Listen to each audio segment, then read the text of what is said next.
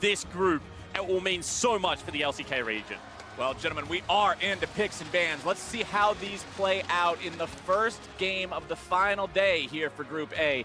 Aatrox immediately banned out by Afrika, wanting to keep that one off the table as Flash Wolves respond, getting rid of that Alistar that we heard the Desk talk about. And I want to see how deep Afrika go into the top lane bans here. We've already said that Hanabi is one of those players you can pick on. I would love to see them get rid of the Scion as well and try and secure the Urgot pick to isolate that lane. And so far, the Afrika Freaks are actually sticking with the same bans that they went for the last time they went up against the Flash Wolves. Alistar, Aatrox, and Thresh what they were taking off the board, and with Flash Wolves having to ban the Alistar given that they are on the red side, this frees up another ban for the Afrika Freaks, and maybe they just take away the Rakan, maybe they deny Sword Art more of those playmaking supports. Well, it looks like it is going to be the Scion taken off the table there by Afrika. 2 out of 3 bans targeted towards those solo lanes with that Thresh accompanying.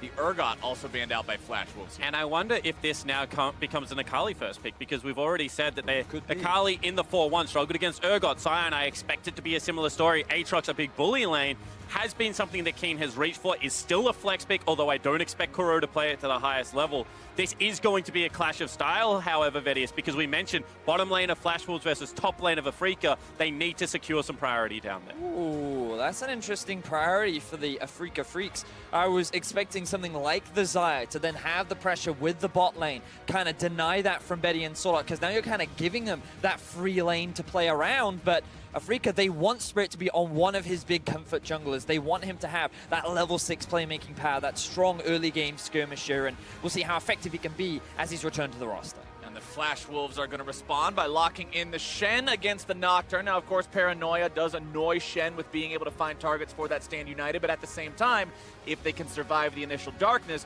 Shen can come to the rescue. Yeah, certainly can, and I would love to see them couple this with a pushing bottom lane, because I think that it can remain a flex pick, and we saw how much Flash Wolves get punished by the G2 lineup in that 1-3-1. This gives them a global ability to be able to resist that.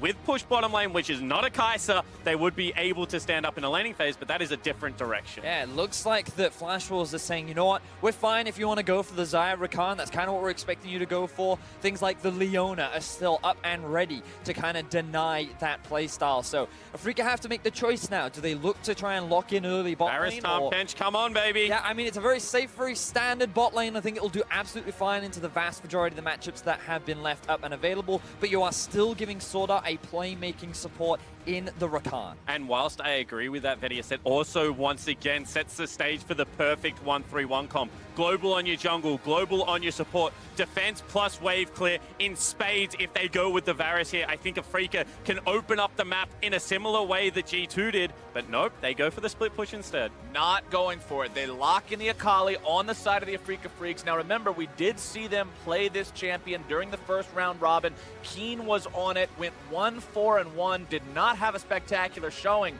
And for this team that normally does so much through that top laner, if they give him that champion again, we're going to need to see a much different performance. We certainly are. And the question is, where will this Akali go? It can be flexed to top and mids. I do like the Tahm Kench. You know, you already talked about it, Spawn. The 1-3-1 is extremely strong right now for the side of the Afrika Freaks. The Camille has been banned away. Flash was showing that respect, given that Wonder has already had a phenomenal performance. You can see how good it is in terms of the split push power. But with this Lissandra, you can run teleport. You can put her in the top and mid lane as well. And this Shen, the question mark still surrounds whether it will be in that support position or if they want to send it up towards the top lane. And I would like to see Maple keep the Lissandra, because we need Sword Art or Maple, I feel like, on an initiating champion. Something that can take priority. Lissandra, one of the few mid laners that is able to generate this. I also like the fact that the Afrika is staying to the game plan, continue to attack Hanabi, get rid of lanes that can have influence on the map, isolate this guy and try and take him out. It is solo lane focus with the bans here this second round as the Gangplank, the Swain, the Rise all banned away. One more left to go from the side of Afrika before we get into that second half of the picks. We'll see what they want to do with this one here. 15 seconds left to choose. Couple of options still available for Afrika. Remember that jungle hasn't really been a big priority for the Flash Wolves so far in this game. Gragas is still up. Skarner is actually what they're choosing to take away, and given how popular Gragas has been, you have to wonder if they want to go for it, because in terms of the 1-3-1, you want to have something that can match this, the Nocturne if you have to go off into a side lane and try and force those 2 versus 2 plays. So the direction that Flash Wolves is looking in right now, I feel would much better answer the draft that Afrika is going for. They will lock in the Xin Zhao there for the side of the Flash Wolves. Going to be able to make some big plays early on with that one from Muujin, they hope. We'll see how the Afrika Freaks want to respond to that one. The Galio, they're thinking about that. We have seen that played by Maple. The Flash Wolves actually opting into having a lot of tankiness on their mid lane picks throughout the tournament so far. But it looks like Afrika is going to take a page out of that book and lock the Galio in themselves. Yeah, and the S-tier 80 carry that I mentioned already, Barris, still available. I like the denial of the Galio away from Maple as well, because you can already see bottom lane dive is going to be available, Shen as well as the Xin Zhao. Now, all of a sudden, you don't allow that Galio to join the fight without roaming down. No Scion available as well in that situation means that they have so many options of being able to repel that bottom lane focus. And the question is now, what do they put Hanabi on? Because he will be going up against the Akali on the top side of the map. They're kind of hovering around a tank for the time being. This does confirm that the Shen will likely be in the support position.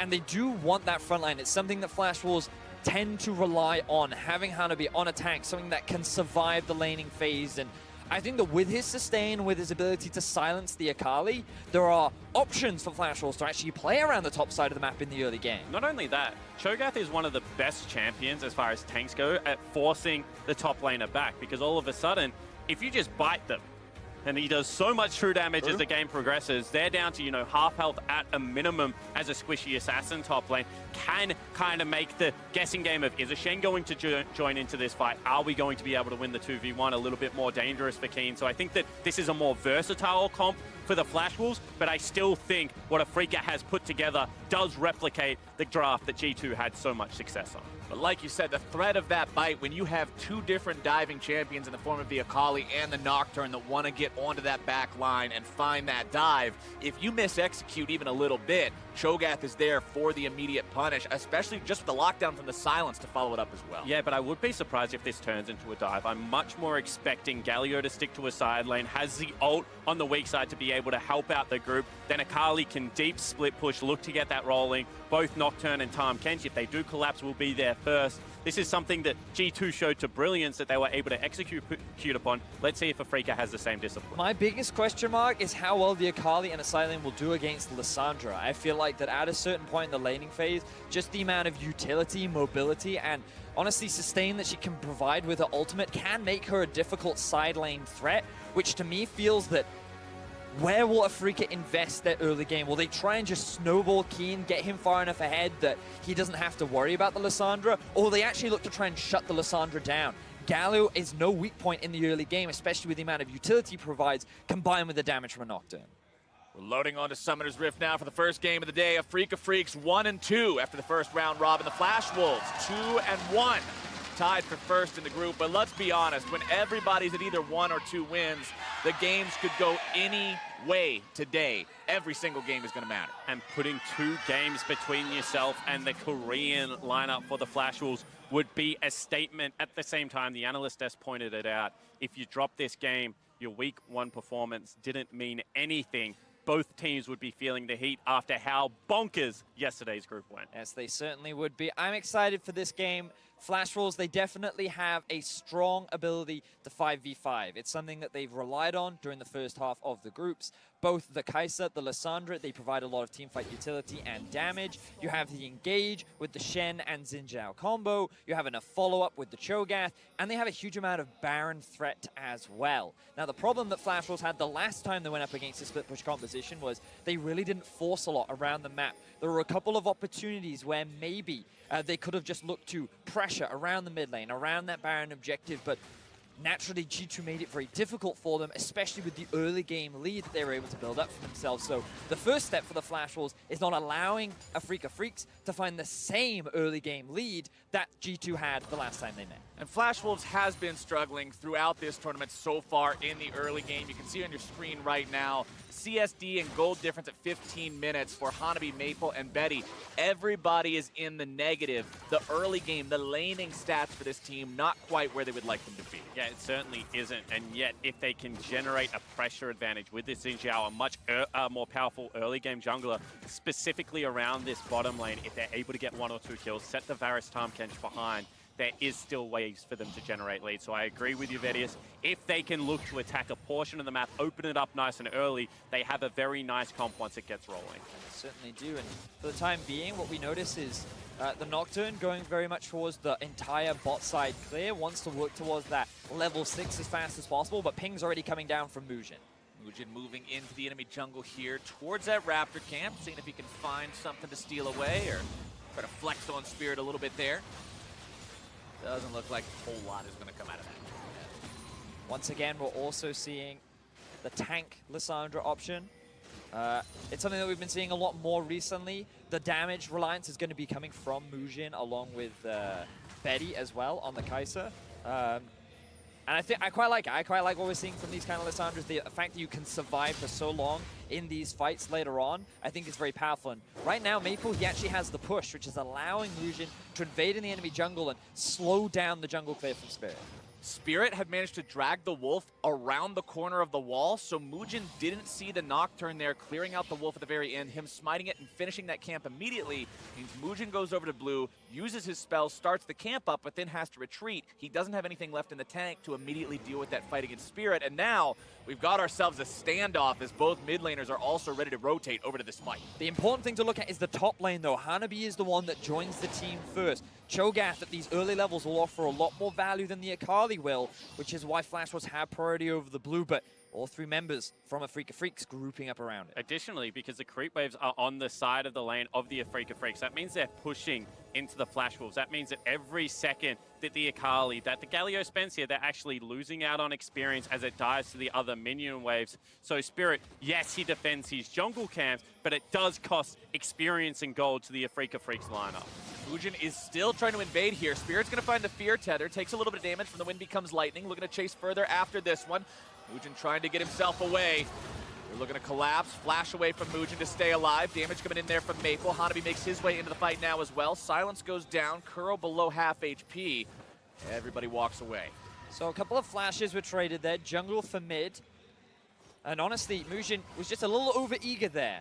It was a good move from Kuro to be able to join the rest of his team first, but at the end of the day, he's the one that has to suffer for it. You can see the CS discrepancy starting to develop now in the middle lane as Kuro falls further and further behind, but he's already looking to trade against Maple as he returns to lane. Yeah, but not a bad trade there, because you can see that Maple is just going to probably go back, replicate the teleport into the mid lane. His shop is going to be at 31 gold, so he'll be able to get a pair of boots probably on top of that Dark Sealed, maybe even an Amp Tome or something along those lines. So I think that right now, Flash Wolves would be happy with how their early game went. Remember, when you're playing against a Nocturne, it is as much slowing down that level 6 delaying the ultimate as it is picking up early game kills. Right, we're not going to pretend like Xin Zhao's ultimate isn't an important teamfight ability, but when you compare the impact it has on his ganks compared to what the Paranoia does for a Nocturne, it's night and day for lack of running a little bit too close to a pun. Good one, Flowers. Yeah, I really wasn't intending on doing that, but by the time I was invested in the sentence, I already didn't have any other options. As Mujin, I'm going to find the option onto Kuro. Gets a little bit of damage, but Kuro gets himself away pretty nicely there with the taunt. And it looks like he'll just walk back to lane pretty easy here. Mujin always looking for any sort of an opportunity to just mess with these guys. That was good awareness from Mujin, though, because remember that he doesn't have Flash. And while Kuro doesn't either, the fact that Kuro was level 5 and Mujin was only level 3 means that with Spirit and Kuro and the taunt available from Kuro as well, Afrika could have actually turned that into a kill in their favor. The early damage from the Nocturne combined with the CC from the Galio would have been more than enough to actually shut him down. So a lot of respect being shown from the Flash Wolves, recognizing what fights they can and can't take. Yeah, and just some old school, good old battle warding coming out of Mujin right now, tracking the jungle, isolating these pushing waves. The only area of the map for the Flash Wolves that is actually suffering is this bottom lane, and even then they are keeping up in CS, making sure that this wave doesn't hit the turret. So whilst they're not attacking the bottom lane, they are securing farm for Betty. And as this game progresses, you know, Kai'Sa is one of the scarier late game carries in her ability to be able to shred through tanks and reposition around team fights, and definitely the area to watch. And talking about farm, top lane, even. Jungle, even.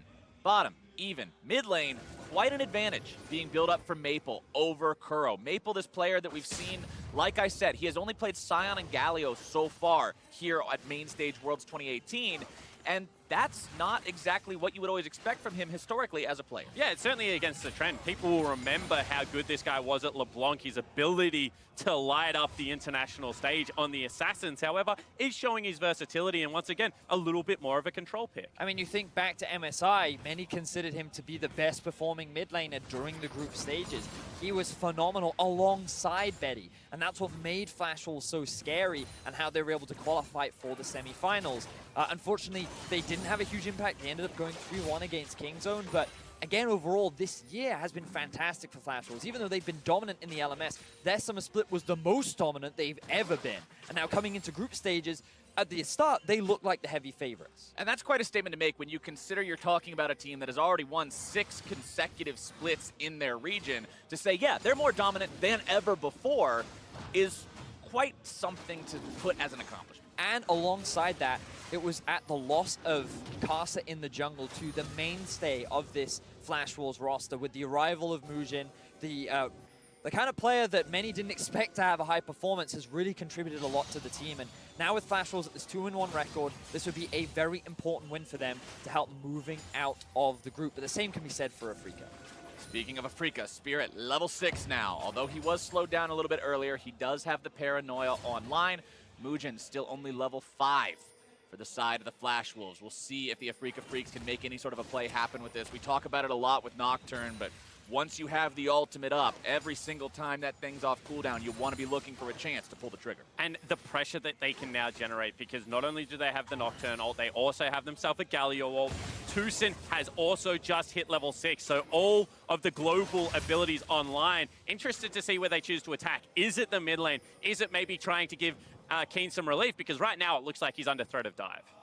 2 members roaming up from Flash Wolves to set up something onto Keen here, but he's very aware of what's going on. Okay. Maple's got to get back the lane faster, man. He's got to get there. I love plastic cones. That's just, it's the silliest.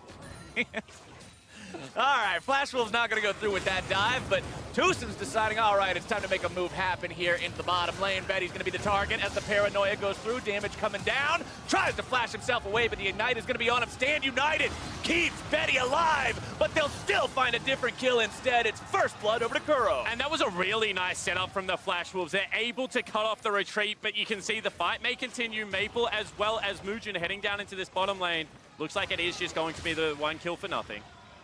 It would have been a 2 versus 4 that the Flash Wolves reinforcements are walking into. Good play there coming out from Afrika. Let's take another look. And we can see here that good vision setup has been placed by Afrika. They're ready to make this dive happen. There's a huge minion wave. And initially, the Tahm Kench just goes behind to buy more time for the Galio to get towards the bot side of the map. Spirit goes in, he's able to flash to guarantee the kill, but unfortunately, the ulti just comes in from Sword Art to keep Petty alive, so that last tick of the Ignite doesn't secure the kill. Galio is there to just help out, but ultimately, Afrika find that first kill. They get the snowball rolling, and this bot lane tower will now heavily go in the favor of Afrika. And a few things to watch as to why that dive was so successful. Spirit Refuge used for Sword Art before there was any threat of the dive taking place meant that they couldn't stay under the turret for the extra additional seconds to make it heat up. This is an area of the map we expect Flash Wolves to get ahead in, and they want to continue this trend. They're bringing multiple members down here to try and pressure.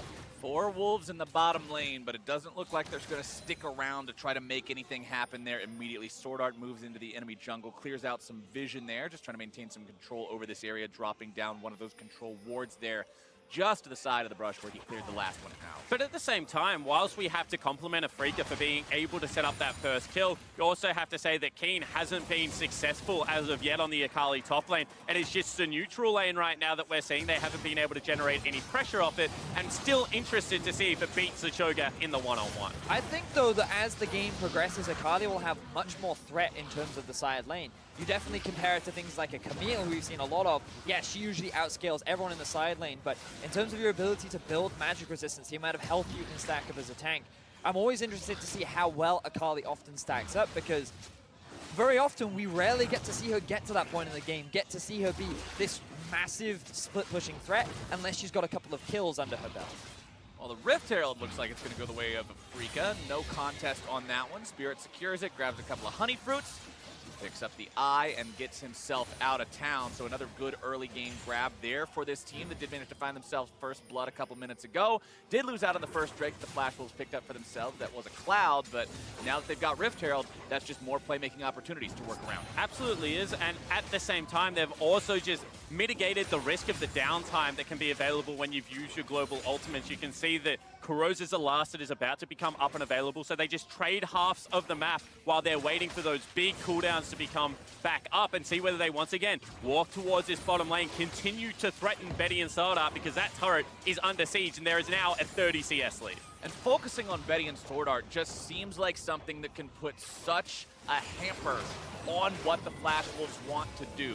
This is a team that works so much through Betty specifically. This is the guy that does so much of the carrying work for them. And if he falls behind this much, if you've got to deal with this big Varus in the mid game, it's going to be hard for Flash Wolves. Well, Flash Wolves, they're making their way towards the bot side of the map. The Shen ulti is available. Here comes Mujin. Mujin will lead the charge on this one, looking to go in. On to Tucson immediately. Stand United comes in. Nice. Use the Xin Zhao ulti there, looking to knock the enemy AD carry back. Tucson getting himself away. Kramer's going to be doing the same as reinforcements have arrived. Kuro on the front line now, looking to tank things up and buy some time. Spirit gets himself off the side, and everyone disengages. No one actually ends up going down there because Maple chooses to ult himself rather than a target. Flash Wolves clearly saying we're not going to commit to this fight. With the arrival of the Galio and the TP of the Akali, we can't commit. It's not worth it. Instead, we'll just disengage and get a couple summoner spells. But at the same time, they use the minimum on the side of the Afrika Freaks as well. No ultimate going to be used from Nocturne. They also repositioned around the map earlier, so they actually might get this first turret in response. I think Afrika playing a much better, measured, slow game than what we saw of them the first time they took to the world stage. And now it's three-man middle plus Shelly. That means turret number one goes the way of Afrika, up to a 1,500 gold lead thanks to that one and the bonus gold it offers. We said this team needed to get themselves off to a lead. We said they needed to be in a good spot if they wanted to do what G2 did to Flash Wolves previously. Gentlemen, it looks like they're doing pretty well so far. And mid lane turret gives you so much control over the map, so much so that Betty now has to be rotated into that mid lane with Sword Art to contest the wave, because if not, you're going to force Mujin out of his turret. You can look for the turret dives on the side waves because you're going to be in behind Hanabi, in behind Maple. So if they cannot contest, if they cannot push out, Afrika is in such a good position. Now we'll see what they decide to do with that first turret having been claimed.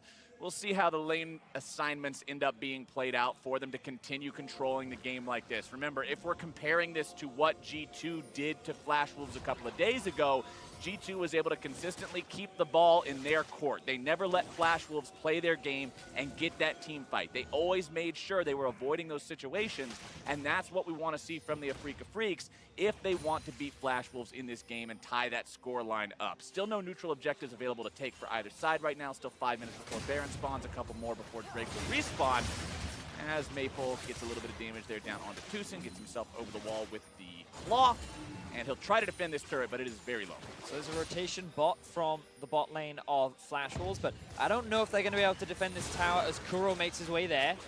Tucson with the Ghost, wanting to catch up, see if maybe he can slow somebody down, but not a whole lot happening from it there. Piercing arrow onto Betty, and they're done. And you saw they couldn't contest. All of a sudden, that pink ward, that control ward in behind the blue buff on the bottom side for Flash Wolves, as well as the just normal wards in the jungle, means that this lineup had full vision of the Flash Wolves as they were rotating, take the calculated play, come out with the objective. And this is a very different Afrika. They're being very proactive in the early game. They're playing around the lanes that are strong for them, and now all they need to do is rotate the Varus and the Tahm Kench up towards the top side of the map. Get Keen in this long lane where the Cho'Gath won't have the safety of a tower, and you have the ability to flank with a Tahm Kench ultimate, use the Galio ulti, have the Nocturne come through the lane, start getting Keen rolling in this side lane so that you can better threaten the 1-4, set up for the 1-3-1, and utilize the globals that you have at your disposal. And as you would expect from a team that is wanting to win through macro, win through objectives, through lane assignments, not team fights,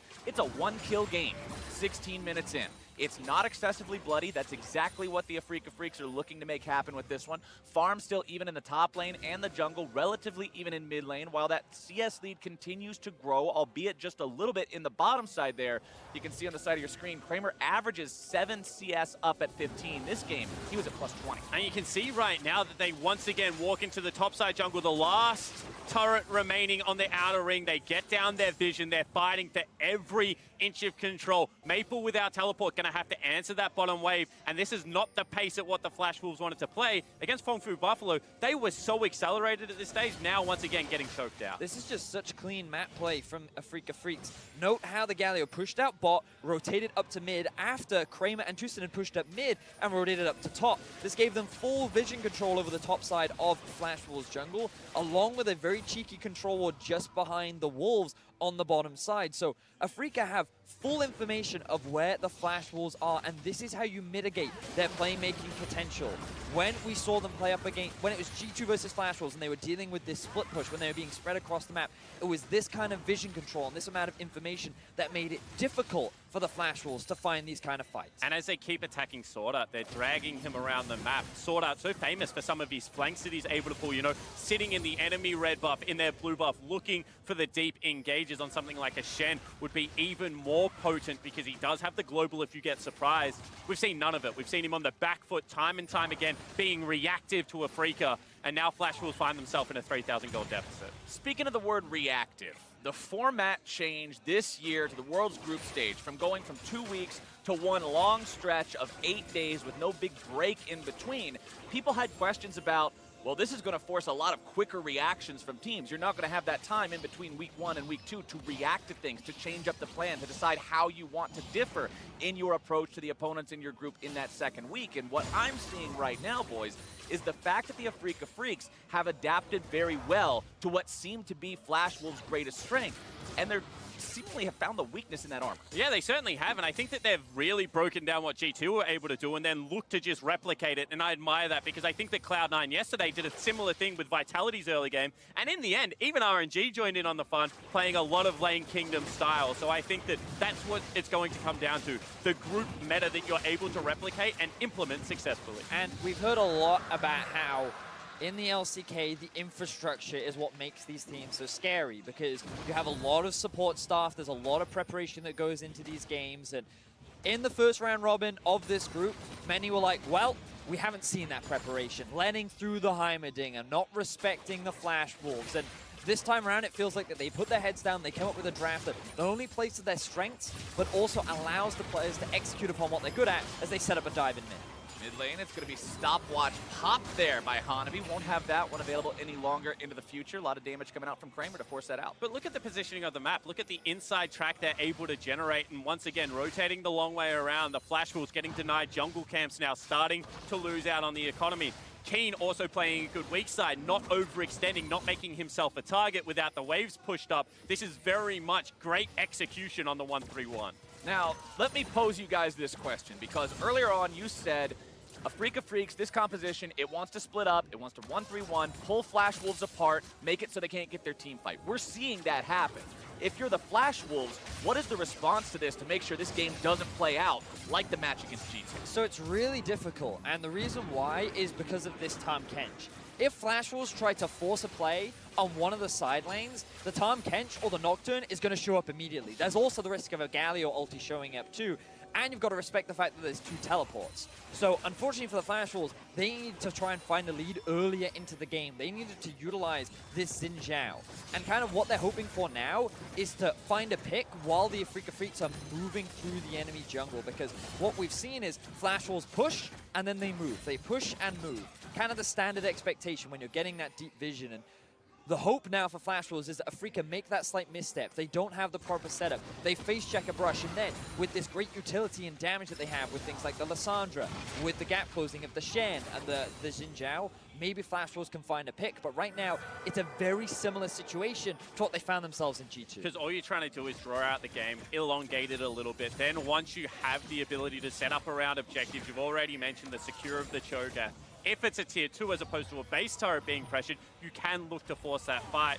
of course, if they fall any further behind, you're looking at things like the Hail Mary double teleport play onto the 3-man group and try and blow them up before any response play gets there. But I don't think that is the current state of the game. But if you look at the map right now, you can see that Galio actually pretty overextended when Akali wasn't in a position to do so, and the mid lane was being cleared out. And those are the kind of gambles you could take, you know, where you see, okay, one lane is slightly overextended, let's just commit. Lissandra throws the ultimate out, we can have the TP in from behind from the Cho'Gath, and you kind of have to look for those very small windows to try and punish the side lane to just relieve this pressure, because if you don't, the gold lead is going to continue to get bigger and bigger. Afrika Freaks are going to get more and more control over the map, and eventually that Nocturne is going to show up in a lane, they're going to find a kill, and then Flash Wolves are going to lose more control over the map.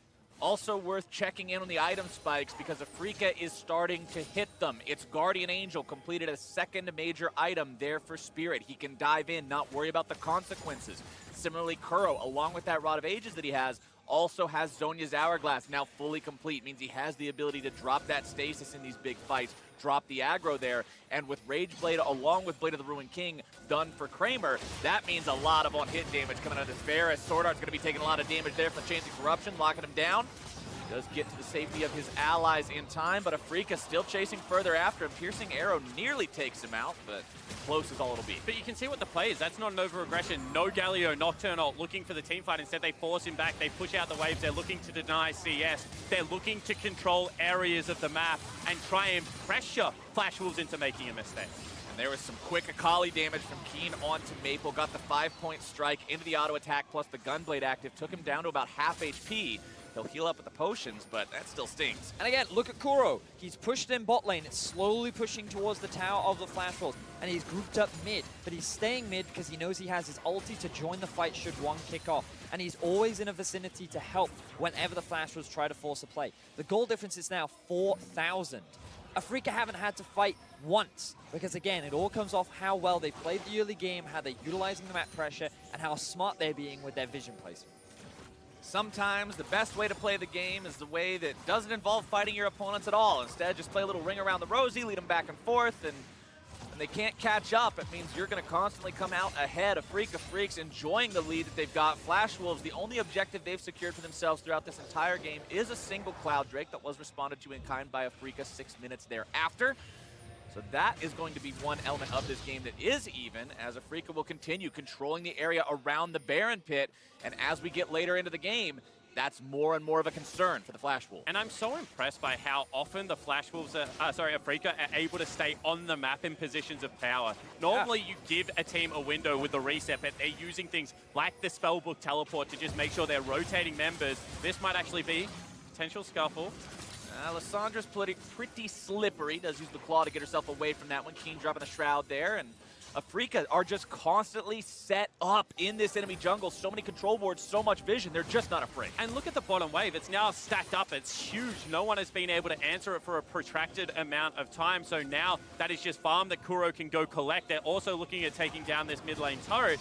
Afrika just slowly but surely trying to starve the Flash Wolves of any form of gold. And it's really difficult for the Flash Wolves, right? Because, you know, the last time we saw them play up against G2, you could argue that there were many windows where they could look to try and force a play. There were opportunities for them to just try and force something. But when the map is in this kind of a state and when you're going up against a Nocturne, a Galio, the Tahm Kench, it's not as simple as saying, let's just attack one of the side lanes, just run it down mid, because Afrika, they have a 4K gold lead, and even trying to force a fight in this kind of a situation, when all these globals can then just collapse upon you, is the risk that you have to be careful of. So Flash Wolves, again, they're just waiting for this small opportunity to try and punish Afrika, which just isn't being made available. But this is also smart from the Flash Wolves. They're not panicking. They see that Dragon's being taken. They get the notification. Keen backs away because, you know, he's a smart player and that's what you're supposed to do. But they use that time to regain control of their jungle. They take a couple of camps and they're just still looking to scale. They still have a team fight comp that if they do get in a situation where they can blow up a carry, can accelerate the pace of this game. And the longer it goes, the further that Betty is able to get items, the more relevant Maple is going to be as that disruptive threat on the Lissandra. So I still don't think this game is over. Flash Wolves can still look for that one team fight. I mean, Flash Wolves does have 2 items on the mid laner. Proto Belt and Zhonya's both very big actives there for Maple. If you look at Betty, he's almost there with the Rage Blade. Had to pay the QSS tax to get away from some of the CC on the side of the Afrika Freaks. So not quite at that 2-item power spike just yet. And Gargoyle's Stone Plate done in the Cho'Gath means the Chomp becomes a big Chomp whenever he goes in and finds somebody that might go a little bit too deep in a fight. As Keen finds his way onto Betty. Just a little bit of damage, though. Nothing too over extreme. Lane tier 2. One more shot will do it. Does get taken down. Tucson doing what Tahm Kench does best. Chains of Corruption. Going to go a little bit wide there onto Maple, but do find their way onto Hanabi. No reason to go for a fight. Afrika got what they came for. And I like the fact that Maple is at least willing to threaten, is at least willing to say, don't step any further. You know, we are able to still pressure you on our areas of the map. But you can see how deep the side lanes are right now. The full course press still being maintained and no one being caught out of position. If the gold lead continues to grow, this is going to be 3 versus 4, but instead they might look to fight. Paranoia comes out, seeing if maybe they can find somebody. Not today. Again, that Lissandra, so easy to get herself out of trouble, utilizing the claw to get over walls, get herself to safety. Does it out now, jumps after it, takes it to the last possible second. Gets a little bit of damage there with the Proto Belt, but not much more. Afrika still hanging around here in the mid lane. Flash Wolves looking to collapse now onto Keen. Heroic entrance going to come in to keep him alive. And the entrance is heroic indeed, but not enough. Maple's able to find the kill on the Keen now, as Flash Wolves will look to go even further. They got to be careful, though. Kramer's able to put down so much firepower. Tahm Kench ultimate does come out, tries to gobble up that mid laner, keeping him safe, spitting him back over the wall. As now Hanabi's walking in front of everyone. He's a pretty big Cho'Gath, but he's still going to take a lot of damage from these guys. Spirit continuing to walk forward. Kramer providing the auto attacks there as well. TP coming in from the Flash Wolves, looking to see if maybe they can make this go even further yet. But as long as Kramer is alive, you've got to be so respectful of that team. And this was the pick that Flash Wolves were looking for. Keen. He was in a part of the map that was not in full vision control of the Afrika Freaks. Flash Wolves saw an opportunity, and the flash in from Maple to lock him down forced Afrika into a fight, but it was effectively Kuro and Keen versus the entire Flash Wolves roster. Yeah, it certainly was. You can see they're split up, even with the global ultimates, not able to come to the assistance of their top laner. And sure, the Obscura is a big tool, and this looks like a good start to the team fight. The fact that everyone else had to walk around, the fact that Spirit isn't diving in there because his ultimate is on cooldown, means that they have no tools to really be able to do that. Great use of the Kasave there from Tucson to pull Kuro over the wall with the Tahm Kench ultimate, but at the same time, they just slow play it. They slow the fight down. They still don't burn flashes or any important tools. One member goes down, but the lead remains the same. And it's those moments that Flash Wolves need to try and punish. It is those opportunities that can buy them more time and then give them more opportunities to force these fights a little bit later into the game. And you can see on your screen right now, this one is indeed one that's slow to catch fire. Only 2 kills, 29 minutes in, 1 for each side. They're both being so careful about the approach. Afrika not willing to give away what they've worked so hard to build in terms of this lead by going too hard. Flash Wolves at the same time just saying, don't worry, we've got Kai'Sa, we scale, just wait for it, let them make a mistake. But now that Kai'Sa is at 2 items, is starting to look for some of these team fights. They have vision control. I saw an opportunity there for Flash Wolves because they didn't actually have a pushing wave up top or in bot, and there were just 3 in mid that could have been collapsed upon by a 5-man unit of Flash Wolves, but they didn't pull the trigger. They chose not to go for that engagement, and now it's Afrika going for the pin. Chains of Corruption down on a Sword Art, who does get himself away. Nocturne ulti used, they're diving in, looking to make it happen. Here comes the heroic entrance. Keen's gonna be going now into the Shroud, getting himself away, gonna be gobbled up by Tucson. This Flash Wolves still looking to make the fight potentially happen now. Mood is gonna be taken very low, does go into the stasis, staying alive only for a moment. Kramer grabbing the kill onto him, as now the Cho'Gath likely gonna be killed here next. Maple goes stasis too, but it's already a double kill over the Afrika Freaks AD carry. Ladies and gentlemen, there go the kills we're talking about. Afrika pick up 3. And finally, we see what happens if you force versus a 1-3-1 and you don't have control over the area where you're fighting. They funnel into a choke point, and Afrika make them pay. Huge team fight for Afrika. I thought it was going to end in disaster, but they execute beautifully. They secure an inhibit. Flowers, they might be looking to end. Here we go, towards the Nexus are the Afrika Freaks. Sword Art can't do anything about it. Kramer goes on a killing spree. 3 items on the Varus is enough for this team. to push for the win. They're going to get themselves their second win of the group stage. They will tie themselves up with the Flash Wolves, and they will take that Nexus. And such a controlled pace of the game instilled from Afrika. They took what G2 did, they replicated it, and were able to once again starve this Flash Wolves lineup out. Flash Wolves again just couldn't find the play they were looking for. Very clean League of Legends for the most part from Afrika Freaks. The only mistake you could argue was Spirit using his ulti to try and find that pick, which meant that when Keen was often in the jungle and he gets collapsed upon, he ends up dying. But outside of that, their vision control was immaculate. Their lane assignments were fantastic. And everything just came together, and it just goes to show that if you never allow the Flash Wolves to team fight, then that is how you can make them crumble. And that's something I'm now looking at Flash Wolves, who still have 2 more games to play today. Do you have another trick up your sleeve? Can you play League of Legends in a different way? Because right now, it seems like Group A found what you were